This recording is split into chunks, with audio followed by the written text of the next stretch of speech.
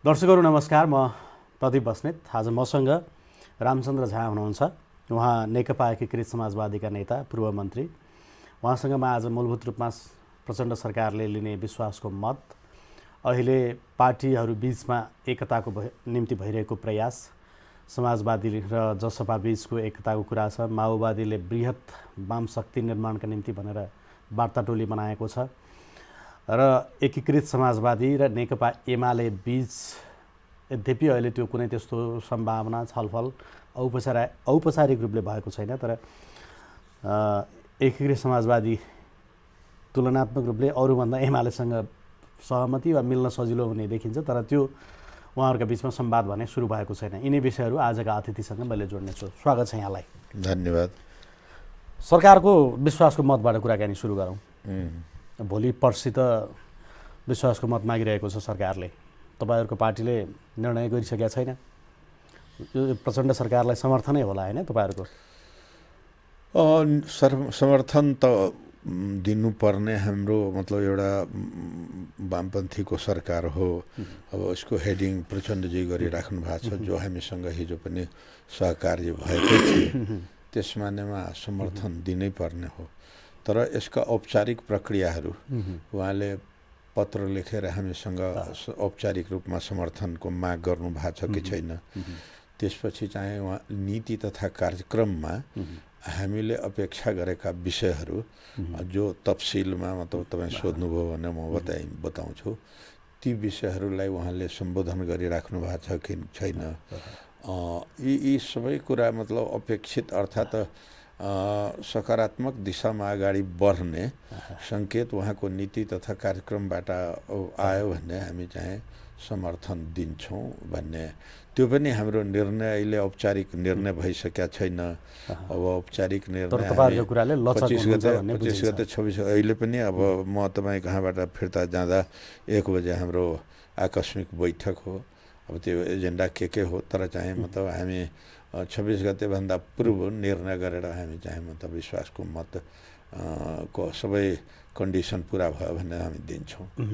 अघिल्लो तपाईँहरू सम्मिलित सरकार कांग्रेस सहितको गठबन्धनको सरकार भन्दा त मोर प्रोग्रेसिभ त यो सरकार हो भन्ने कुरामा त सहमत हुनुहुन्छ नि? प्रोग्रेसिभ हो कि के हो त्यो विषय कार्यक्रम हेरेर थाहा हुन्छ। होइन, दलीय सहभागिता र त्यहाँ चाहिँ नेतृत्व गर्ने व्यक्तिको हिसाबले, पार्टीको हिसाबले भन्न सकिन्छ। सरकार जसको समर्थनमा अहिले अस्तित्वमा आएको छ, मूल त एमालेको समर्थनमा, त्यति समर्थनकर्ता पार्टीले कसरी चाहिँ उहाँलाई चल्न दिइरहेको छ।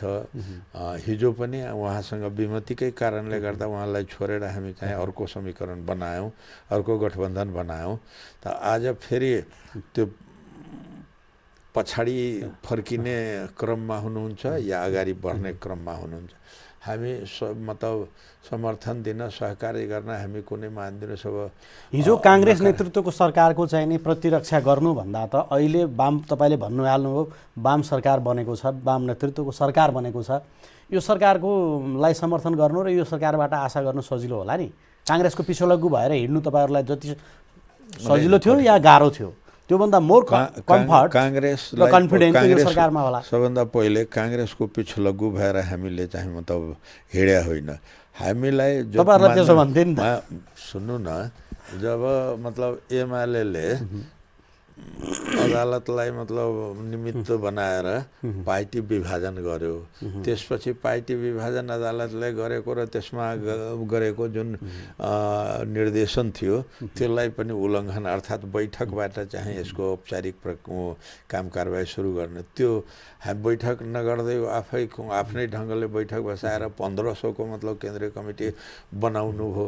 त्यसपछि चाहिँ मतलब कसलाई निकाल्नु भयो, कसलाई थप्नु भयो, विधानमा थप्ने व्यवस्था मतलब 10% जुन छ त्यो 10% त बहुत थोरै। अब 10% पहिले पनि चलाइसकेका थियो र त्यो चलाउने ठाउँ 2-4 जनाको थियो होला, तर त्यसको ठाउँमा चाहिँ 1500 को केन्द्रीय कमिटी बन्यो।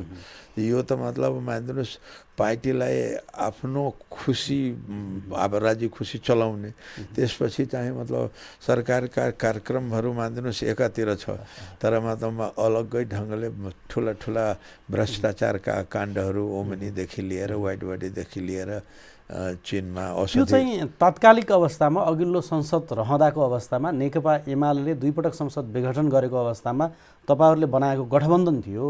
परिस्थिति अर्को निर्वाचन भएर अर्को चाहिँ नि हैन म्यान्डेट आइसक्यो। निर्वाचन त अर्को तपाईसँगैको गठबन्धनको दल कहाँ पुग्यो हेर्नुहोस् माओवादी। सुन्नुहोस् त्यो मतलब एउटा विषय हो, तर मतलब मूलभूत रूपमा हाम्रो कार्यनीतिक मान्यता जुन छ र हामी चाहिँ अग्रगतितर्फ जाने जुन हाम्रो सोचाइ छ त्यसलाई बल पुर्याइरहेको छ कि छैन, बल पुर्याउँछ कि छैन, त्यो विषय त मतलब सोच्नुपर्ने विषय हो। यहाँ भ्रष्टाचारकै कुरा मतलब आउँछ। अनि अब यो सरकारमा त पहिलो निर्णयमै क्याबिनेटको पहिलो निर्णयमै प्रचण्डजी चाहिँ हामी विकासमा ढिला सुस्तीलाई अन्त गर्छौँ, भ्रष्टाचारलाई कम गर्छौँ, तर त्यसका तफसिल के गर्नुहुन्छ? त्यो भन्ने कुरा त एउटा हो। तपाईले आशंका गरे जस्तो टेको एमालेको भए पनि यत्रो चाहिँ नि परिवर्तनको मूल नेतृत्व गरेको पार्टी नेकपा माओवादी, यद्यपि अरू दल पनि हुन्, त्यसको नेता अध्यक्ष पुष्पकमल दाहाल प्रचण्ड प्रधानमन्त्री बन्नु भएको छ। त्यसैले प्रचण्डजी प्रधानमन्त्री योभन्दा 2 पटक पनि भइसक्नुभयो। म एउटा मन्त्रीमण्डलमा उहाँको मन्त्रीमण्डलमा म सहभागी पनि थिएँ। क्याबिनेट मन्त्री, महत्त्वपूर्ण मन्त्रालयकै म क्याबिनेट मन्त्री थिएँ। अनि उहाँले मान्दिनुहोस् अब बोल्न त धेरै थोक बोल्नुहुन्छ, तर गर्न कति गर्नुहुन्छ त्यो थाहा छैन। म अहिले तपाईँलाई भन्छु, विकास काममा ढिला सुस्ती जुन हो त्यो ढिला सुस्ती खाली मतलब ठेकेदारहरूको या निर्माण व्यवसायीहरूको बदमासी मात्रै हो कि मतलब कानुनमा पनि समस्या छ? म भन्छु कानुनमा समस्या पनि छ। सार्वजनिक खरिद ऐनका 27वटा दफामा पुनरावलोकन गर्नुपर्ने, सार्वजनिक खरिद ऐन पुनरावलोकन गर्नुपर्ने। वहाँ विकासको प्रोजेक्टहरू गतिहीन भएको या मान्दिनुहोस् वर्षौँसम्म लम्बिने गरेको या मान्दिनुहोस् क्वालिटीको भइरहेको छैन, यी कुरा खालि चिन्ता व्यक्त गरेर त्यसपछि चासो राखेर मात्र हुँदैन। त्यसको लागि ऐनको व्यवस्थालाई उहाँले परिमार्जन गर्नुहुन्छ कि गर्नुहुन्न? त्यो सामान्य मतलब संशोधनले, सार्वजनिक खरिद ऐनमा सामान्य संशोधनले यी विषय सम्बोधन हुँदैन।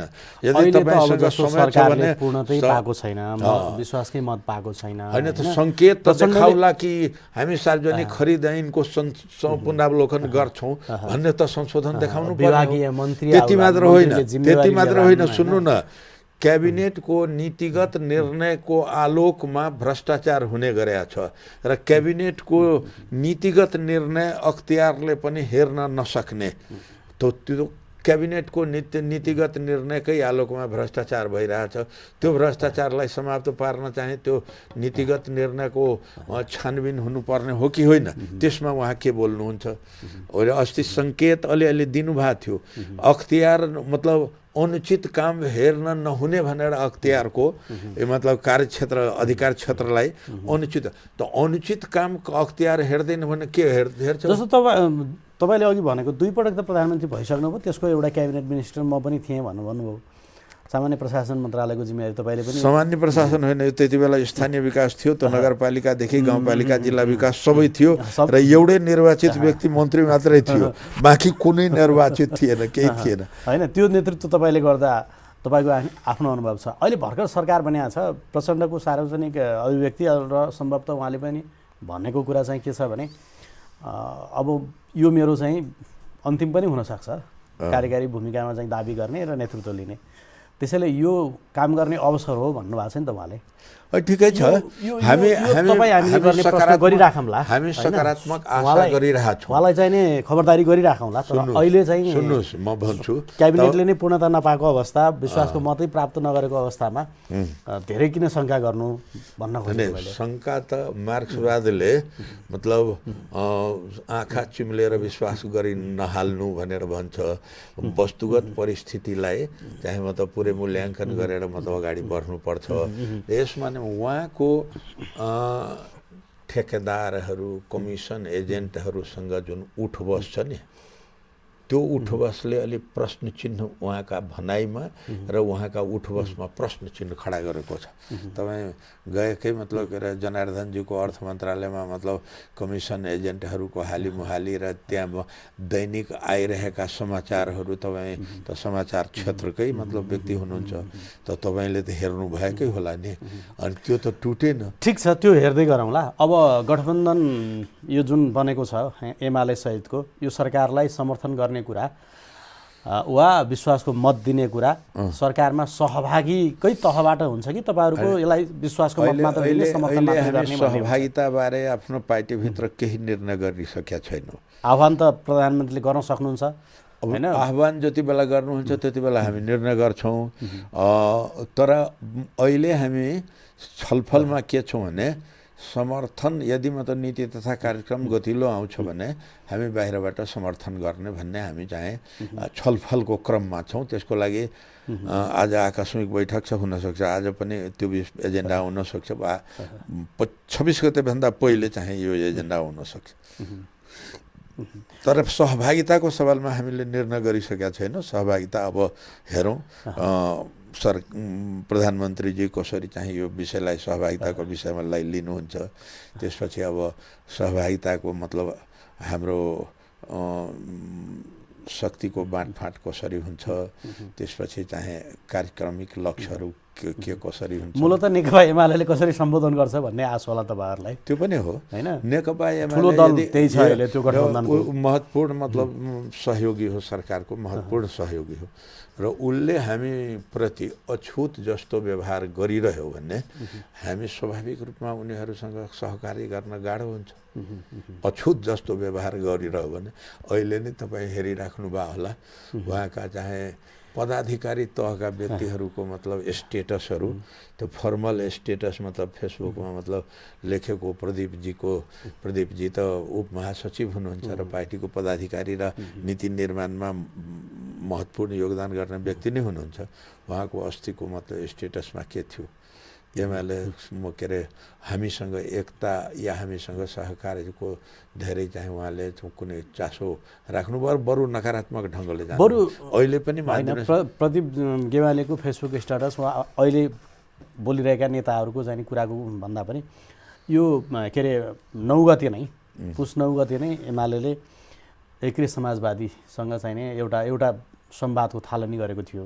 8-9 गतेतिर माधव नेपालका केही नेताहरू आउने र माधव नेपाललाई भेट्ने काम पनि भएको थियो। बरु त्यो चाहिँ एकीकृत समाजवादीले गुमायो नि त, मिस गर्यो नि। हैन, गुमायो, परिस्थिति अर्कै बन्न सक्थ्यो। त्यो होइन, त्यही होइन।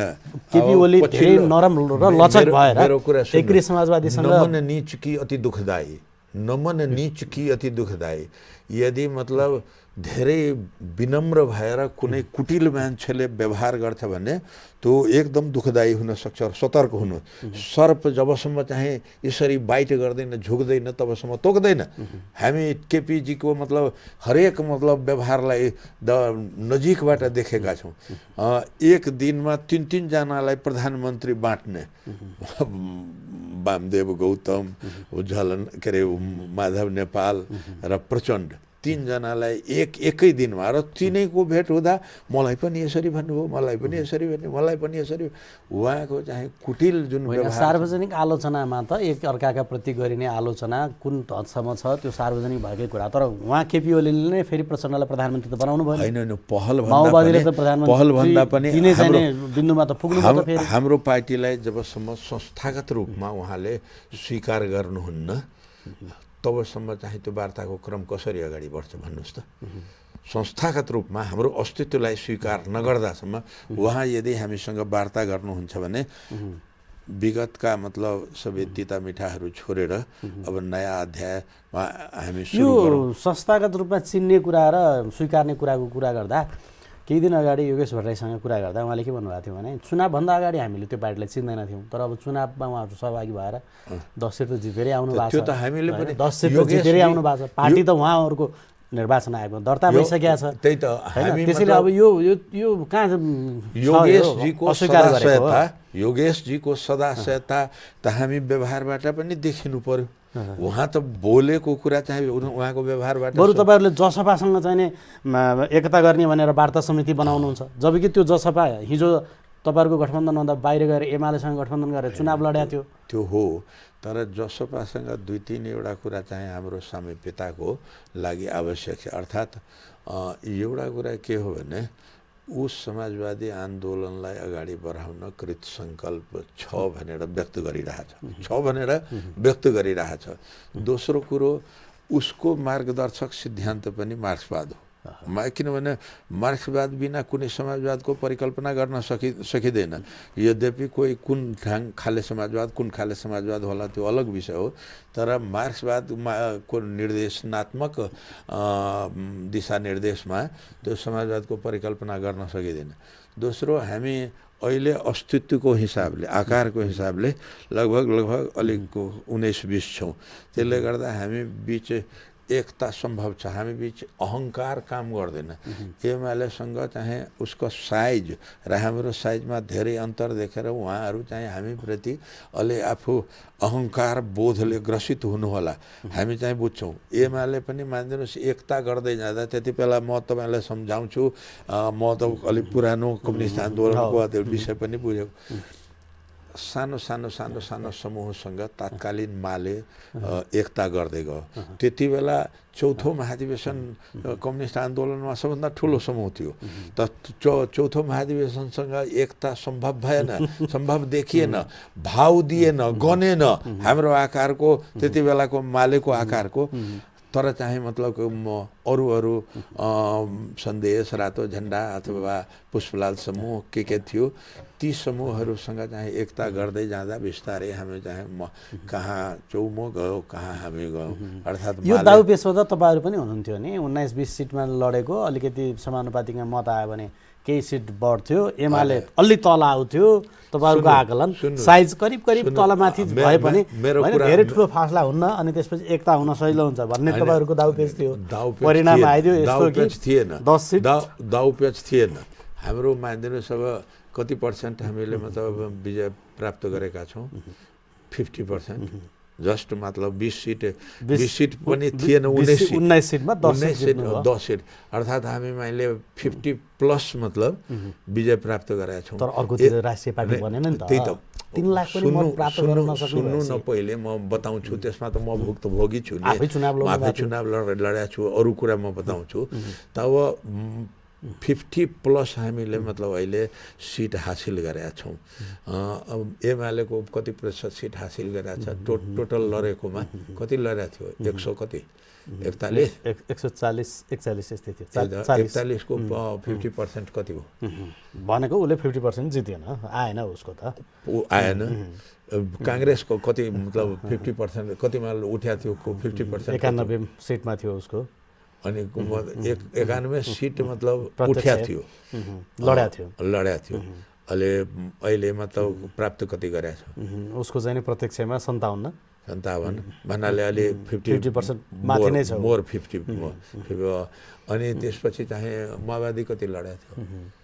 माओवादीको 45-46 45-46 मा मतलब 18 दुना 36 त्यति मतलब 50%। हामी त 50 मोर देन 50%। अब मानिदिनुहोस्, अब समानुपातिको भोट कसरी आउँछ? जहाँ प्रत्यक्षको उम्मेदवार हुँदैन त्यहाँ समानुपातिको भोट माग्ने कसले? प्रत्यक्ष समानुपातिको उम्मेदवारहरू त्यति आत्मविश्वास साथ जनता बिचमा जाँदैन। तपाईँ म बताउँछु, धनुषामा मेरो निर्वाचन क्षेत्रमा 8,500 मत समानुपातिकमा आयो। मैले आफै मानिदिनुहोस् लगभग 14,000 मत प्राप्त गरेँ। 13,000 चान्चुन अनि 14,000 को छेउछाउमा, र हामी समानुपातिकमा प्राप्त गऱ्यौँ मतलब 8,500। माधव नेपाल 9,000 चान्चुन प्राप्त गर्नुभएको थियो समानुपातिकमा। त्यसपछि देशभरिमा सेकेन्ड मत समानुपातिकको मत मेरै क्षेत्रको हो, मेरै निर्वाचन क्षेत्रको हो। यसरी मानिदिनुहोस् हामी चाहिँ 19 भन्दा 5-7 सिट अझै यदि मतलब प्रत्यक्षमा मैत्रीपूर्ण, म त फेरि मानिदिनुहोस् कुनै गठबन्धनको सपोर्ट होइन, तपाईँलाई थाहा होला नि। म एक्लो भरमा चाहिँ आफ्नो भरमा उठ्या थिएँ। त्यो तपाईँले त्यसो भने हो भने जस्तो जनमत पार्टीले राष्ट्रिय पार्टीको हैसियत प्राप्त गर्ने, नागरिक पार्टीले त्यो मत प्राप्त गर्न सक्ने, रवि लामिछानेको पार्टीले यत्रो चाहिने सिट प्राप्त गर्ने नागरिक उन्मुक्तिले तपाईहरु चाहिने एमाले बनाएको उन्मुक्तिले प्राप्त गरिसकेका छैन सिट त जनमतले पार्टी सिट त जित्यो नि सिट त 4 जित्यो तपाईले भने जस्तो 10-50% जित्ने तपाईहरु दाबी गरेको उले पनि सिट त संघीय संसदमा चाहिँ 3वटा सिट लिएर आएको छ हेर्नुस् उसको मतलब तपाईहरु एमालेलाई टर्च बालेर खोज्छौ भन्ने थारुवान एरिया मतलब एकदम गुटमुटिएको एरिया थियो फेरि हाम्रो पछिल्ला घटनाहरूको कारणले गर्दा थारूहरूमा चाहिँ एक आफ्नो मतलब समुदायप्रतिको एक खालको आकर्षण थियो उसको अलग थियो सीके राउतको के हो भने सीके राउत मतलब बीचमा अलि आन्दोलन गरेर मतलब हुरहार गरेर त्यो हेर्नुभयो नि त्यो कर्मचारीहरूलाई कुट्ने पिट्ने इत्यादिले गर्दा एक खालको मतलब मधेसको जुन विद्रोही मानसिकता छ नि त्यसलाई उसले चाहिँ अलिक मतलब छुन या उसले मतलब आफ्नो प्रयोग अहितमा प्रयोग गर्न अलि सफल भयो तर उसको मतलब क्यारेक्टर अलग छ हाम्रो क्यारेक्टर हामी त मतलब त्यसरी उदण्ड जस्तो उच्छृङ्खल जस्तो गर्दैनौँ हामी त आफ्नो सङ्गठनात्मक आधारमा त हामी सङ्गठनात्मक आधार धेरै समय पाउन सकेनौँ साँचो कुरा यो हो कि 6 महिना नबित्दै स्थानीय निर्वाचनको घोषणा भयो त्यसमा लाग्दा हामी थप काम गर्न त्योसँगै तपाईहरुले विद्रोह तपाईहरुले भनेको भाषा विद्रोह गरेर बनाएको पार्टीको औचित्य पनि पुष्टि गर्न सक्नु भएन किन तपाईहरुको हैसियत कहाँ पुग्यो राष्ट्रिय जनमोर्चाको सोसरह तपाईहरुको हैसियत कहाँ पुग्यो लोकसभाको सोसरह जेसुकै होस् तपाईहरुको हैसियत कहाँ पुग्यो मजदुर किसान पार्टीको सोसरह हामी आजको स्थितिले असन्तुष्ट या मतलब निराश छैन तपाईलाई अनुमोदन जनताले गर्दिएनन् नि सर गरे 10 सिट त हामीलाई अनुमोदन नगरे त कसलाई गरे हो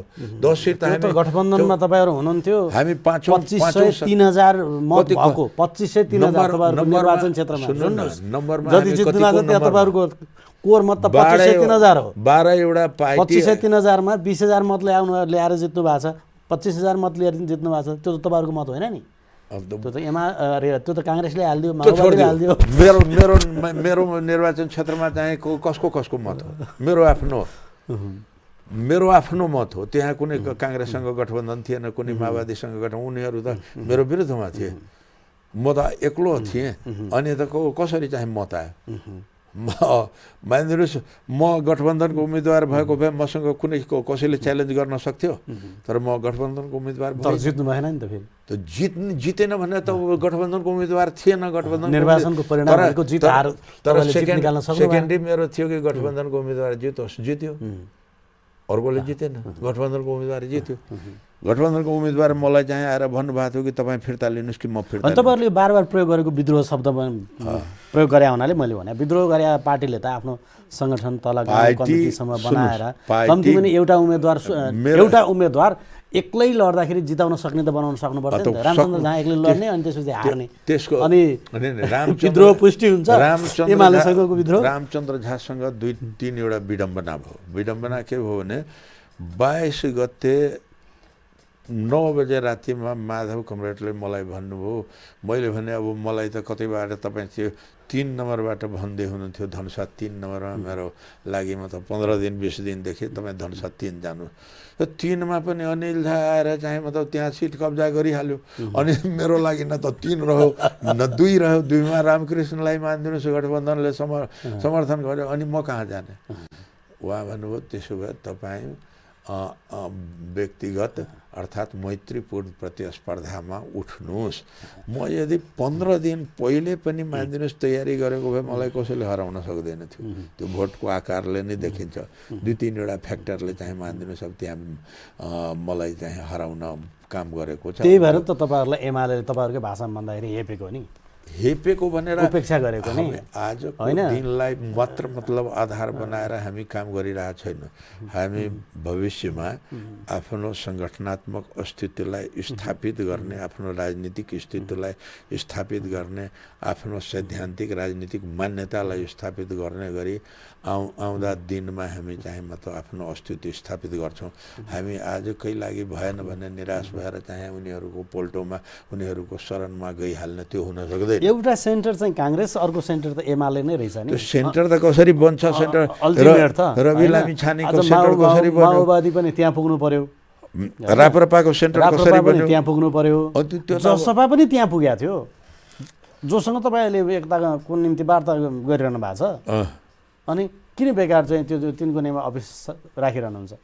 होइन नि, सुविधा सम्पन्न त्यही नजिकै त्यत्रो अफिस छ एमालेको। हामी के ठान्छौँ भन्ने, हामी जे मान्यता लिएर हिँडेका छौँ त्यो मान्यता अनुसार सङ्गठनात्मक काम गर्न, राजनीतिक काम गर्न हामीले अपेक्षित समय पाउन सकेनौँ र अहिले शक्ति निर्माण गर्दा समय नपाए होइन, तपाईँहरूप्रति आकर्षण नै भएन छ। आकर्षण भएको आकर्षण त बनाउँदाखेरि चाहिँ तपाईँहरूले गरेको अभ्यास त कहीँ त देखिनु आकर्षण त के आकर्षण त बनाउँदा हुन्छ नि। 4 महिनामा आकर्षण त्यत्रो देखिन्छ अनि तपाईँहरूको 1.5-2 वर्षसम्म आकर्षण नदेखिने हुन्छ। त्यसको पछाडि चाहिँ कुन कुन शक्ति छ लागेको के हो? सङ्घीयता विरोधी शक्ति लागेको छ। यहाँ नेपालमा ढुकेर बसेका सङ्घीयता विरोधी जो मानिदिनुहोस् अब रवि लामे छाल्नेलाई पुल आएर चाहिँ सङ्घीयतालाई समाप्त गर्ने, धर्मनिरपेक्षतालाई समाप्त गर्ने अनि अब एउटा मतलब मुद्दा लिएर मतलब के अरे स्वशासन पनि होइन, सुशासनको मुद्दा लिएर फुरफुर गर्ने, त्यो यो बत्ती कति बल्छ, कति दिनसम्म चल्छ हेर्दै जाउँ। र राप्रपाको मानिदिनुहोस् अब अहिलेको जुन छ त्यो उही शक्ति जो राजतन्त्रलाई रिभाइभ गर्न चाहन्छ, हामी त्यसरी गर्दैनौँ। हामी चाहिँ परिवर्तनका जे विषयहरू अग्रगतिको लागि चाहिँ स्थापित भइसकेका संविधानमा स्थापित भइसकेका छ त्यसको रक्षा गर्दै बाँकी विषयहरूलाई चाहिँ हामी लिएर चाहिँ अगाडि बढ्छौँ र आउँदा दिनमा सङ्घर्ष, आन्दोलन, सङ्गठन, एकीकरण इत्यादि गर्दै अगाडि बढ्छौँ। अब माओवादीले फेरि बृहत वाम मोर्चा बनाउने अथवा वाम शक्ति निर्माण गर्ने, एकता गर्ने भनेर वार्ता टोली बनाएको होला। त्यो हामी चाहिँ मतलब जसपाहरूसँग चाहिँ लाइक माइन्डेड पार्टीहरूसँग चाहिँ पार्टीगत एकतासम्म गर्छौँ या मोर्चा बनाउँछौँ। उनीहरू पनि मोर्चाको लागि तयार भयो भने मोर्चा बनाउँछौँ, त्यो पनि हुनसक्छ। अब कसरी चाहिँ कुन आधारमा मोर्चा बनाउने, के गर्ने? चुनाव अघि त फेरि तपाईँ र माओवादीको पार्टी एकता हुने भने गिरेखाले अघि बढाएको थियो। चुनावमा विश्वासजनक वातावरण त्यति रहेन। माओवादीको व्यवहार चुनावमा त्यति विश्वासजनक रहेन। उहाँ चाहिँ मानिदिनुहोस् व्यवहार चुनाव लगत्तै एकता गर्ने कुरा थियो तपाईँहरूको, त्यो थियो तर त्यति चाहिँ चुनावको परिणामले र चुनावको बुझाइले त्यति हामीलाई आकर्षित गरेन, त्यति हामीलाई चाहिँ होइन। अब आकर्षित पनि गरेन किन? कसरी भने तपाईँले अघि भन्नुभयो 50% जित्ने त हाम्रो पार्टी बाहेक काङ्ग्रेस र हामी बाहेक अरू कोही भएन भने जस्तो, तर झन् उत्साहित हुनुपर्ने हो त। 19वटा सिटमा 10वटा सिट जितेको हामीले उनीसँग उत्साहित होइन, हामी त आफ्नो ठाउँमा उत्साहितै छौँ। माओवादीसँग सहकारी उनीसँग भएन। यो गठबन्धन तोडेर बालकोट गयो हुनाले होइन, गठबन्धन तोडेर बालकोट त पछिल्लो चरणमा गयो, त्यो पनि एउटा विषय हो। हामीसँग छलफल गरेर कम्तीमा सल्लाह पनि गर्नु पर्थ्यो या मानिदिनुहोस् अब काङ्ग्रेससँग मतलब मुखामुखी हामी चाहिँ गएर चाहिँ जवाब सँगसँगै लिन सक्नु पर्थ्यो, एक कुरा हो। दोस्रो, निर्वाचनको क्रममा हामी उम्मेदवार भएका, हाम्रो पार्टी उम्मेदवार भएका थुप्रै ठाउँमा उनीहरू असहयोग गरे। केही ठाउँमा सहयोग पनि भयो तर थुप्रै ठाउँमा असहयोग पनि भयो अनि विद्रोही उम्मेदवार बनाएर चाहिँ उठे। धेरै मतलब त्यहाँको स्थिति त्यति उत्साहजनक रहेन। यति सारमा संक्षेपमा बुझ्नु न। तपाईँ अथवा एकीकृत समाजवादीका नेताहरू अझ तपाईँहरूकै पनि अनेक दुःख छन्। अब तपाईँ चाहिँ त्यति लामो कम्युनिस्ट आन्दोलनको नेता, मधेसको एउटा नेता, एमालेको त्यति बेलाको नेता होइन, बुद्धिजीवी मान्छे, सधैँभरि केन्द्रमै रहेर काम राजनीति गर्नुभयो, केन्द्रसम्म एमाले छोड्नुभयो। एमाले छोडेर माओवादी पनि तपाईँ जानुभयो, नयाँ शक्तितिर पनि तपाईँ लाग्नुभयो, समाजवादीमा आइपुग्नुभयो। फेरि अब एमाले सहितको एउटा वृत्ति छ, त्यो कम्युनिस्ट आन्दोलन भित्रकै वृत्ति। घुमे है, पर त जानु भएको छैन है। गैर कम्युनिस्ट पार्टीमा त म गएको छैन। कम्युनिस्ट पार्टीमा अब कम्युनिस्ट पार्टी कोसँग मानिदिनुहोस्, कति मात्र मानिदिनुहोस् मेरो अब चित्त बुझ्छ, कोसँग कतिपय कुराहरू, धेरै कुराहरू मान्नुहोस् न। हामी चाहिँ मतलब तर पार्टी त तपाईँ माधव नेपाल महासचिव हुँदै छोड्नुभयो होइन? होइन, माधव नेपाल महासचिव हुनुहुन्थेन। महासचिव त मतलब के अरे त्यति बेला अध्यक्ष प्रणालीमा अध्यक्ष होस् झलनाथ खनाल, जेएन खनाल, माधव नेपालकै टिम हुँदा तपाईँले छोड्नुभयो। जेएन खनालको टिम थियो, माधव नेपालको टिम त त्यति बेला केपी ओलीसँग थियो। माधव नेपालको टिम त्यति बेला केपी ओलीसँग थियो र संविधान निर्माणको क्रममा पहिलो संविधान सभाबाट जे विषय राज्य पुनर्संरचना समितिले हामी बहुमतबाट पारित गरेका थियौँ त्यो विषयप्रति एमालेको अरुचिको कारणले गर्दा हाम्रो चाहिँ विमति बढ्दै गयो। तपाईँ याद गर्नु, कान्तिपुरको ब्यानर न्युज थियो, रामचन्द्र झा आज मतलब एमालेको पोलिट ब्युरोमा लगातार 2.5 घण्टा आफ्नो मन्तव्य राख्नुभयो। यो ब्यानर न्युज थियो र मैले चाहिँ 2.5 घण्टा राखेका थिएँ कि मतलब एमाले कसरी जानुपर्ने हो। एमाले आज अब प्रश्न चिन्ह त खडा छ। मानिदिनुहोस्, प्रदेशलाई सबलीकरण गर्ने, प्रादेशिक व्यवस्थालाई बलियो पार्नुपर्ने। अहिले के छ भने केन्द्र सिधै स्थानीय तहलाई हेर्ने, स्थानीय तहलाई कानुन बनाउनेसम्म अधिकार हुने, तर मतलब त्यो मानिदिनुहोस् केन्द्रको मातहत हुने, प्रदेशलाई बाइपास गर्ने। यो के हो? प्रादेशिक व्यवस्थाप्रतिको अरुचि हो।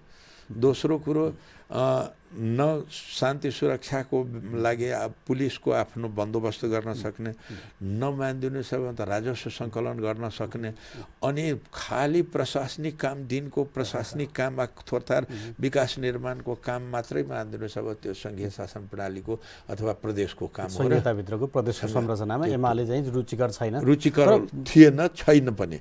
बनायो एमालेकै अगुवाईमा चाहिँ यो संविधान बनेको छ नि, त्यो छैन, अहिले पनि छैन। दोस्रो कुरो मतलब दिनहुँ हेरिराख्नु भएको छ नि, समानुपातिक समावेशीको विषयमा उहाँहरूको के भनाइ? होइन, एकाध व्यक्तिको के बोल्छ भन्दाखेरि त्यो खासै त्यसको भएन, तर एमाले संघीयताभित्रको प्रदेश संरचना अस्वीकार गरेको होइन। महासचिवले पनि भनाइ अहिले आएर शङ्कर पोखरेलको भनाइ पनि त्यहाँले सुनिरहनु भएको छ। त्यहाँ पृथ्वी सुब्बा गुरुङ चाहिँ प्रदेश संरचना बलियो बनाउनु पर्छ भनेर कैयन पटक आफ्नै मुख्यमन्त्री कालमा हुँदाखेरि निरन्तर उहाँको मान्यता हो। त्यति मात्र होइन, मुख्यमन्त्रीहरूको सम्मेलन पनि गर्नुभयो नि, तर मतलब शक्तिमा हुँदा चाहिँ त्यसको संशोधन गराउन सक्नुभयो। उहाँको पार्टीले उहाँको विषयलाई चाहिँ संस्थागत रूपमा स्वीकार गर्यो। केपी ओली एकचोटि पनि चाहिँ मानिदिनुहोस् यी विषयलाई चाहिँ टलरेट गर्नुभयो, स्वीकार गर्नुभयो? गर्नु भएन। यसको मतलब के हो? संघीयताप्रति उहाँ अरुचि राख्नुहुन्छ। यदाकदा बोल्नुहुन्छ नि, हुलहालमा संघीयता आएको भनेर बोल्नुहुन्छ नि, हुलहालमा विदेशी शक्ति हो। म भन्छु तपाईँलाई सैद्धान्तिक राजनीतिक रूपमा ऐतिहासिक रूपमा भन्छु, सङ्घीय शासन प्रणाली जति बेला युरोपले सबभन्दा पहिले, अहिले त बुझाइ यस्तै छ कि सबभन्दा पहिले चाहिँ युरोपमा संघीयता भएको, युरोपमा 400-500 वर्ष 450 वर्ष पहिले। तर हामी मानिदिनुहोस् अब त्यो बज्जी महासङ्घको एउटा अङ्ग हुँदाखेरि मतलब करिब 2000 ईसापूर्व 200 वर्ष पहिले, अर्थात् 2200-2300 वर्ष पहिलेदेखि चाहिँ बज्जी महासङ्घले सङ्घीयता अभ्यास गरेका थियो। बज्जी महासङ्घको एउटा घटक हामी पनि थियौँ।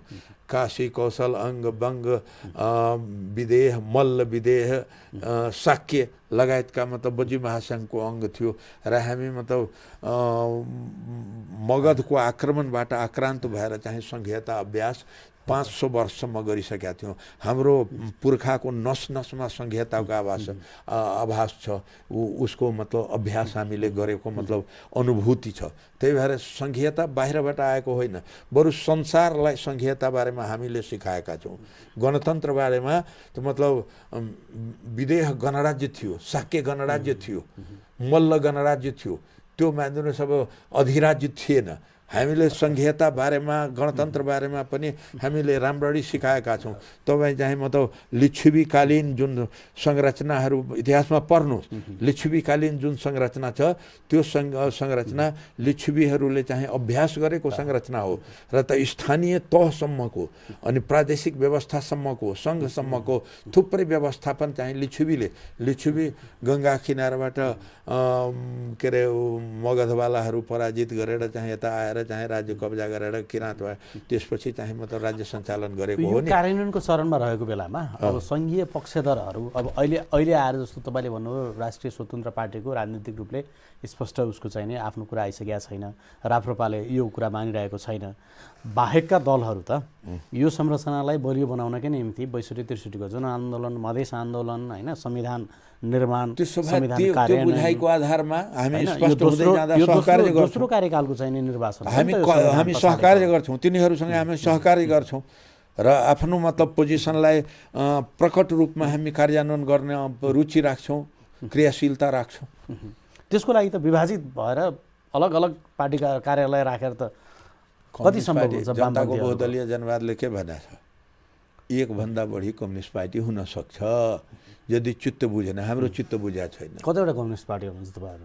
होला, जति बाहिर एकभन्दा बढी भने कतिसम्म? 10 वटा, 15 वटा, 20 वटा अस्तित्व हुन सक्छ। जति आफ्नो श्रेष्ठता साबित गर्न सक्छ कालक्रममा त्यति रहिरहन्छ। श्रेष्ठता साबित गर्दैन भने त्यो मेटाएर जान्छ। श्रेष्ठता के को आधारले स्थापित हुन्छ? श्रेष्ठता जनअनुमोदनको हिसाबले, विचारको हिसाबले? अनुमोदन र विचार। अब तपाईँ यो भन्नुहोस् त, यो जुन मतलब अहिले एमाले पाएको मत हो त्यो विधान विपरीत कार्य गर्नेलाई जनताले अनुमोदन गरे हो। संविधानलाई मतलब ताखमा राखेर संसदलाई विघटन गर्ने कार्यलाई जनताले अनुमोदन गरे हो। यदि त्यसरी बुझ्नुहुन्छ भने त्यो अनुमोदन बिल्कुल जनताले टाउकोमा धुलो हारेर पछताउने अनुमोदन हो। यदि त्यस्तो हो, विधानलाई पनि पार्टीको विधानलाई पनि नमान्ने, देशको संविधानलाई पनि नमान्ने, अनि जनता एउटा मानिदिनुहोस् सूर्य चुनाव चिन्हमा चाहिँ मतलब हामीले बनाइदिएको सङ्गठनात्मक संरचना हामी वर्षौँसम्म, केपीजी मतलब के जेलमा हुनुहुन्थ्यो 14 वर्षसम्म, हामी चाहिँ मतलब 35 वर्षसम्म चाहिँ सङ्गठन गर्दै गाउँ गाउँ हिँडेका थियौँ र हामी चाहिँ सूर्य चुनाव चिन्हलाई घर घर स्थापित गऱ्यौँ। अहिले मेरो स्टेटस मलाई चाहिँ सल्लाह दिने साथीहरू कि एक साथी तपाईहरूले बनाएको मतलब जुन सङ्गठन थियो र निर्वाचन चिन्ह सूर्य थियो त्यो अहिले पनि मान्छेको दिमागमा छ कि रामचन्द्र झा सूर्य चुनाव चिन्ह लिएर उठ्नु भएको छ, त्यो चुनाव चिन्ह बारेमा त प्रश्न पार्नुहोस् नत्र धेरै भ्रम खडा भइरहेछ भनेर चाहिँ मेरो स्टेटसमा मतलब म देख्दै आएको छु। मतलब के अरे मेरो फेसबुकको कमेन्टमा साथीहरूले कमेन्ट गरिराख्नु भएको छ। त्यो म बुझ्छु तपाईँले भनेकै कुरामा म सहमति राख्छु। तर तपाईँले के भन्नु पर्यो भने केपी ओलीले तत्कालीन नेकपाका अध्यक्षले संविधान मिचे, विधान मिचे, पार्टी विभाजन गरे, कम्युनिस्ट पार्टीलाई धुलिसात पारे, त्यसैले हामीले विद्रोह गऱ्यौँ। त्यो विद्रोहको औचित्य हामी पुष्टि गर्छौँ। अहिलेको एमाले यो निर्वाचनबाट धेरै पर पुग्छ, जनताबाट यो कटिसकेको छ भने होइन र? सूर्य चिन्ह पनि केही होइन, पार्टीको नाम पनि केही होइन, एमाले भन्ने ब्यानर पनि केही होइन भने हो कि होइन? त्यो सुन्नुहोस्, त्यो के हो भने मान्छेको दिमागमा झुटो कुरा बसिसकेपछि पनि मानिदिनुहोस् त्यसलाई हटाउन अलि समय लाग्दो रहेछ। के मतलब एउटा म शेर भन्छु कि मतलब वो झूठ पे झूठ बोले जा रहा था बड़ी सलीके से। एउटा मतलब शायर को शेर छ, वो झूठ पे झूठ बोले जा रहा था बड़ी सलीके से। लोग एतबार न करते तो और क्या करते, लोग एतबार न करते तो और क्या करते। झूठ यति झुट्टा छ मानिदिनुहोस्। हिजो पनि मानिदिनु त्यति बेला चाहिँ म प्रधानमन्त्रीको लागि दाबी गर्दिनँ भनेर चाहिँ मतलब राजीनामा जति बेला चाहिँ सबै झुटलाई त कहाँ अनुमोदन गरेका छन् र जनताले? गरेका छैनन् नि। झुट बोलेकै आधारले एमाले जित्ने भए त 141 मा त अनि झुट 100 त जित्थ्यो होला। झुट र सत्यको पर्दाफास हुनु न, झुट र सत्यको पर्दाफासमा पनि केही समय लाग्दो रहेछ र हामी त्यो समय लगाउँछौँ र त्यसको लागि हामी चाहिँ मतलब थाकिसकेका छैन, उदास भइसकेका छौँ, निराश भइसकेका छैन। यसबारेमा तपाईँहरू खासमा थाकिसक्नु भएको छ क्या? खासमा थाकिसक्नु भएको छ। विद्रोह गरेर नयाँ पार्टी बनाउँछु भन्ने राजनीतिक पार्टीले एउटा चुनाव त तपाईँहरूले चाहिँ उ गर्न सक्नु भएन, कुर्बान गर्न सक्नु भएन। के फरक पर्थ्यो? 10वटै सिट नजितेको भयो भने के हुन्थ्यो त?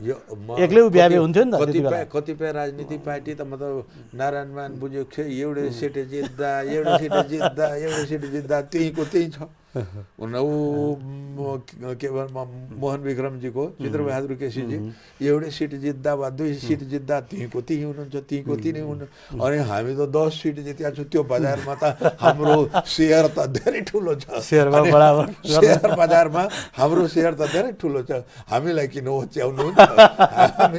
मैले होच्याउने तपाईँलाई मैले चाहिँ निराश हुनेवाला छैनौँ। हामी चाहिँ सत्यको विजय हुन्छ र सत्यको विजयमा केही समय लाग्छ र त्यसको लागि हामीले समय प्राप्त जस्तो वार्ता समितिले काम गरिरहेको होला तैपनि तपाईँलाई भएको सूचना जसपासँगको वार्ता संवाद एकताको निम्ति कति विकास भएको छ, कसरी मिल्दैछ, तपाईँलाई केही जानकारी छ? म आजदेखि त्यो सुरु भइरहेछ र आज आकस्मिक अहिले तपाईँ कहाँबाट चाहिँ उठेर जाँदा 1 बजेदेखि हाम्रो आकस्मिक बैठक सचिवालयको छ, त्यहाँ रिपोर्टिङ हुन्छ। अहिले म अपडेट भइसकेको छैन, अहिले म धेरै भन्न सक्दिनँ, तर त्यो वार्ताको पूर्वाधार बनाउन म क्रियाशील रहेको कारणले गर्दा त्यो वार्ता सक्सेस होला भन्ने म ठान्छु। त धेरै कुरा चाहिँ करिब अनौपचारिक रूपमा चाहिँ मतलब सहमतिको नजिक आइसकेको छ। अब यसलाई औपचारिक रूपमा मतलब कार्यदलहरूले चाहिँ टुङ्ग्याउने हामीले धेरै कुरा चाहिँ अलिअलि नजिक मतलब गरिसकेका छौँ। हस्, धन्यवाद यहाँलाई। धन्यवाद।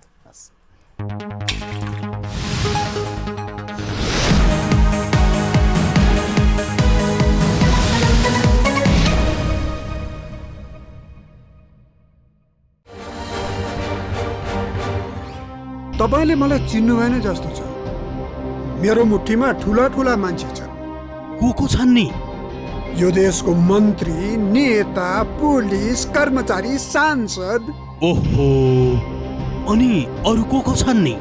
अनि न्यायाधीश, ठुला ठुला उद्योगी, व्यापारी, पत्रकार, कलाकार, खेलाडी, भूमाफिया, जलमाफिया सबै मेरो मुठीमा छन्। तपाईको दाबीको कुनै प्रमाण छ? यी हेर्नुहोस्, यी